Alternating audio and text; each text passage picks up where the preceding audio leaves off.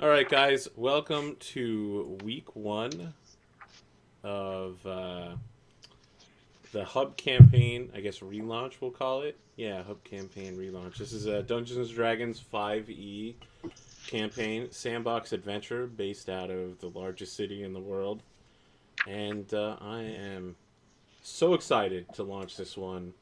I've been working on it for a while. I got the idea, of course, from Michael Ivy there. See him over this way. My camera's inverted, so hopefully I'm pointing. Yes, I am pointing the correct direction. We also have Matt and Jim and Adam. You might recognize Adam and Jim from some of my other shows. Matt Pollock has joined me in the past for a number of RPG sessions. Let's just introduce everybody, and if you have something you'd like to say about your character, you can. At the very least, introduce their name.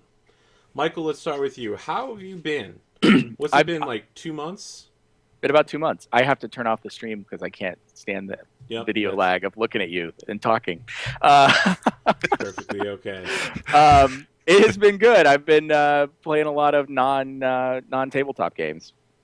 Playing a lot of League. A lot of League. Yeah, I got stomped with Sleigh Bell Katarina the other day, but it was nice to log in and have a new skin. Cool. Congratulations on good behavior. So I'm playing Narder, and he's a human, and he'll probably tell you more about himself as you get to know him. Excellent. Matt, who are you and who are you playing? I am Matt Pollock. I met Arthur, I guess, about year and a half ago now through Pathfinder Society, and we played a heck of a lot of games in a short period of time, and came to really respect him as a DM or GM, and jumped at the chance to be a guest. Looking very forward to it tonight. I can't help you from here. I got Diet Pepsi. It's a rough switch from Diet Coke, let me tell you. And looking forward to playing. I'm playing Filkin tonight, a chaotic gnome of, we'll leave it a chaotic blank for right now. Chaotic gnome who is dressed kind of like a Davy Crockett type with furs and skins, and he looks like he's spent a lot of time on the outlands scrounging for food. That is such an awesome imagery, by the way. Like this little tiny gnome that's like walking around with a crossbow fold across his arms. It's like, yeah, fought me a badger once. I'm working on the voice. I can't stop imitating the Hearthstone gnomes from the World of Warcraft. But he also has a turtle shell for a helmet with crude sinew tying it on, and it will come into play hopefully shortly. Never a good thing when he touches his head. I'll just forewarn you. See, that's the kind of evocative imagery we need more of in the hub, because we are moving away from tokens and maps as much as possible. Jim, how have you been? We've been talking all week through the Twitters, especially yesterday. Email and Twitter was crazy. Happy birthday, by the way. Thank you. Yeah, yesterday was my birthday, so... I was about to say, I think your video died, and then it actually died. The video's dead? Yeah, you were unnaturally still, and then you started talking without your face moving, and I was like, yeah, it's definitely dead. That's a natural reaction to me talking for extended period. So, am I good now, or do I just like my camera? Your sound quality kind of dropped a bit, but your video's back. Okay. If you're watching the stream, you may want to turn it off. I think it might be dragging you down. I did. That might be. All right, so how have you been this week beyond having a birthday? I've been good. I took day off to watch far too much Twitch. Saw you got a big boost yesterday on Drop Frame. That was exciting for you, I'm sure. Indeed. I've been struggling to alter my channel in many ways based on their advice. And it's nice this evening. I'm in Columbus on a Pathfinder study. It's very nice to you're completely gone, Jim. I think you might even need to hang up, and then we'll recall you back. Okay.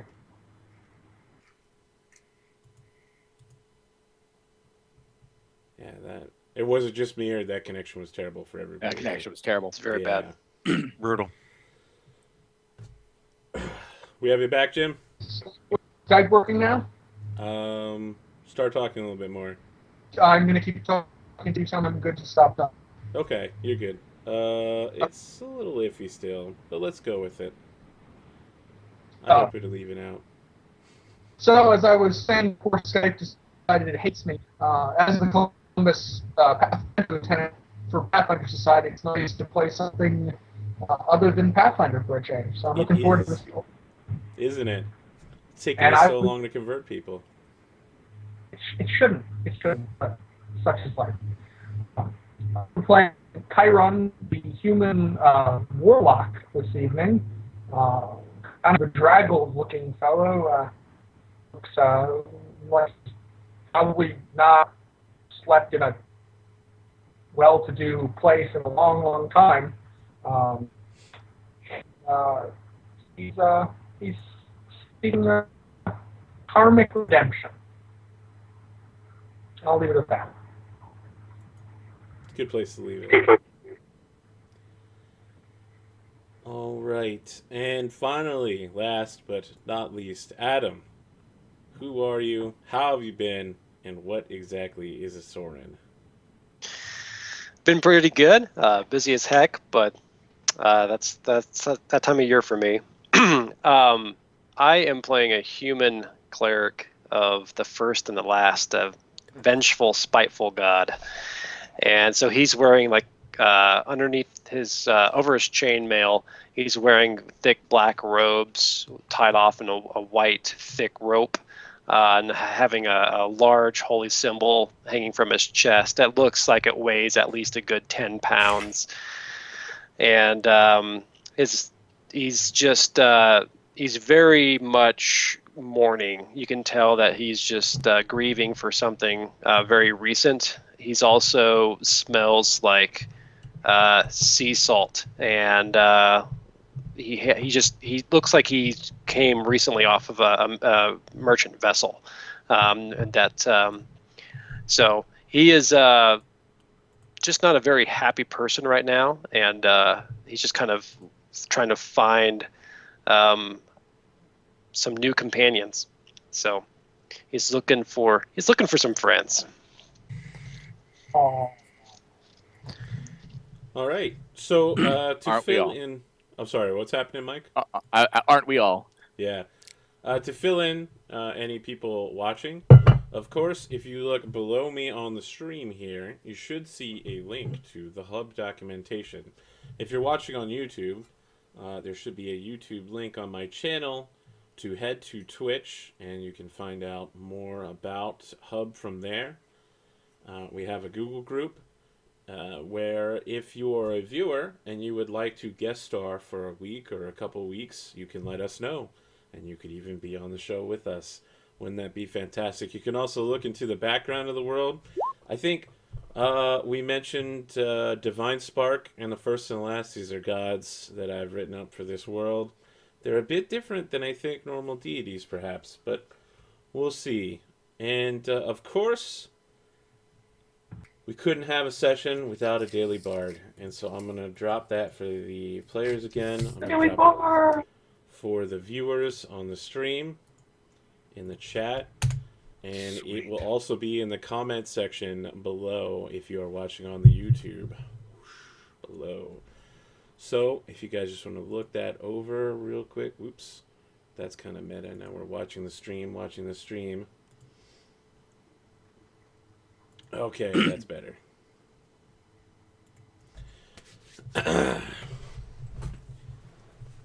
Give you guys 2 or 3 minutes to look that over, and then we will begin in the magical land of Hub. I'm just going to fake take a sip of water while those guys read this. Yeah, we're just talking into the cup right now. I gotta say, I'm pretty excited about Presto. Oh, you wanna score some Presto? Well, we've already got one bath salt addict, it looks like, so we should all jump on board. Where did we have the bath salt discussion? It was the zombie game. I had never heard of this bath salt as a drug. When people were referencing bath salt, I assumed that they were just taking actual bath salts and just snorting them or something. Boy, was I wrong. So wrong.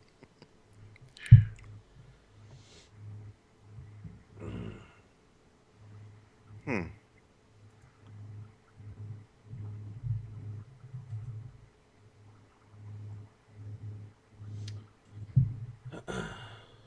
All right, just drop a X in the Roll20 chat when you guys are ready to begin.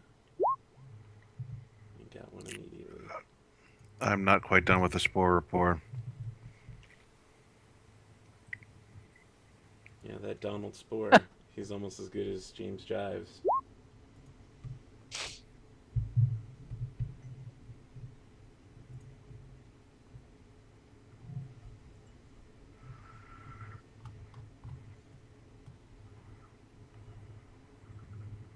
And by the way, even though this is a reboot, it does take place slightly after the last. So, like, I'm partially rewriting the history of the last one, where Ket ended up destroying everything in the campaign possible, and then defrauding the elven government of Resurrection. How did I miss that? The last characters were all arrested because they had attended a unity movement that was in fact a police crackdown on dissidents. Is that labeled the D&D one-off under your YouTube Yeah, channel? it's the one shot. That was my test for Hub. It was interesting. I will have to watch that. It was that. Ket played a drow who liked to go out in full daylight and be very angry. Okay. That's all kinds of special. Yeah, that was all kinds of special. So you begin once again at the Twice and Again Tavern, which is where you adventurers have been assigned by the government to be part of an adventuring team. And stay here is 3 coppers a day. If you'd like a chunk of meat with your meal, it's another 3 coppers. It's a fine establishment, although they say that the old dwarven one-armed mute bartender was recently hauled off by the police and has been replaced by this grizzled old white-haired human.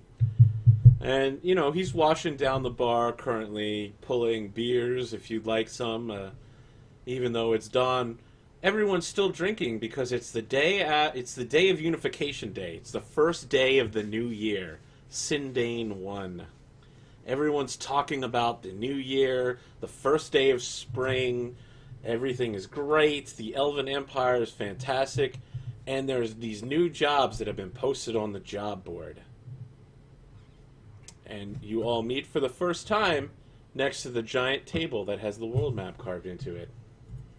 What would you like to do? I was going to say I'd love to look at the map. I know, right? That was very nice timing. There's that map. Taking a sip again from the fake cup. So how do you guys introduce yourselves to each other?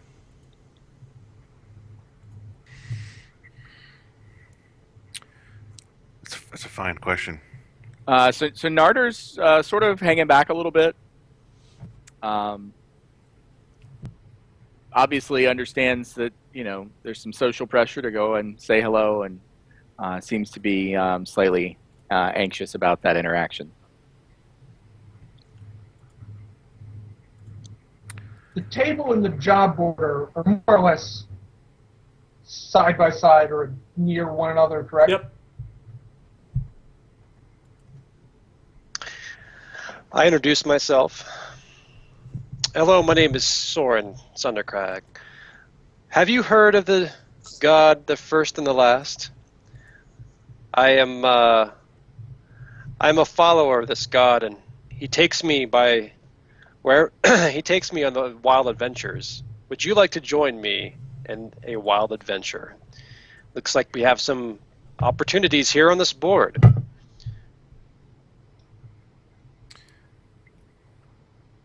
Wow, this is a super awkward party. Maybe it's just that government intervention using their arcano-divino psychological sciences.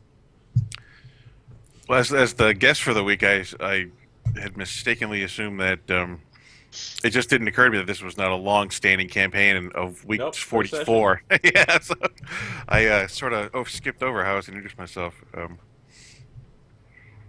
Well, Philkin comes in, and he has a nervous look about his face, and he glances around, and while everyone seems very pro-Empire, he doesn't particularly see any. I'm assuming he doesn't see any of these political officers like Stahl's Torge of the Iron Squad. Stahl's Torge of the Mulberry Legion would never show his face in a tavern like this. He's half elven, or as they actually say it, he's half human. He's thin-blooded. Elves are the primary. A half human like him would never show himself in such a downscale tavern such as this one. So Filkin takes a moment to sort of calm down that this is indeed his kind of place. Still seems a little unsettled. And he begins to look at this map and look at the jobs being offered. He doesn't seem to be a strong reader, so he's kind of struggling and perhaps moving his lips. And he seems concerned for a moment. And after finishing reading the jobs posted, he just kind of sighs visibly in relief that the list was as short as it was. And apparently there was something that he did not want to be on there, and it was not on there. And he sort of breathes a sigh of relief and goes about getting a drink. But he is looking at these adventure types. They probably stand out as not being political. You guys stand out. Everybody else in here is they're all human. They're all like farmers or like shop boys or something like that. You guys coming in with your equipment, your armor, your holy symbols. These are totally different world. But they come here to see people like you because this is an adventuring tavern. It's kind of like looking at obituaries of the future. Jim, do we still have you? Yes, I'm here. Is okay. Skype messing up again? Yeah, but I'm okay with it. You're coming in a lot clearer without the video. Your audio is fantastically clear right now, so I'm okay. My camera's not turned off. It is on the stream. Okay, well, I'll just... Excellent, though. It's okay. Don't fool with it at all. Keep your audio quality right where it's at. Okay. You rarely move anyway. You're like Komodo dragon, so... Well, now I'm going to be completely stoic. And... Anyway, Kyron would be muttering to himself quietly something about the poor kitten. And muttering about who is this poor woman that's lost her calf. Why concern yourself with a cat's soul when a human soul is much more important? What about this day's labor with all souls helping with the harvest? You know, that sounds like it's pretty easy. Just 10 gold pieces a day for a day's labor? I know I could use the coin. How about you? So at that point, Narder will step up and sort of awkwardly inject himself into the conversation. Hello, I'm Narder. I don't know if I mentioned this. He's in full chainmail. You know, makes a lot of noise walking around. Narder and I will be joining. I'll be joining with the group. And whatever people want to do is fine. Fine with me. I similarly could use the coin, but I question, as a man of faith, why you would not seek to save the souls of all living creatures. Because there's too many to save. You know, you have to pick a higher priority than others. A lost kitten doesn't concern me. There's much more at stake than house pets. And besides, a good day's labor outside, feeling the weather and the heat and the rain, will make you feel like a man. Now that I can agree with. These roofs. Nothing good happens under a roof, let me tell you. Don't get me started on paved streets. Isn't that the truth? Isn't that the... I did notice, I don't know if you read the Spore report, but I wonder if the lost cat is connected to the stolen pets that are going on around here. So it's possible that if we're looking for adventure, you know, we might find a necromancer or warlock or something else like that to you know, is the root of that. I just wanted to give a shout out to the guy in the stream who just dropped in and started leaving messages in Turkish saying that there's 5 people playing and 4 people watching. That's not good business. Thank you for that, friend. It's an interesting way to look at life. You have to go to Google Translate to get that. I did. Not that good of a translation. Still, we were talking about the Spore Report, the kittens, and questing.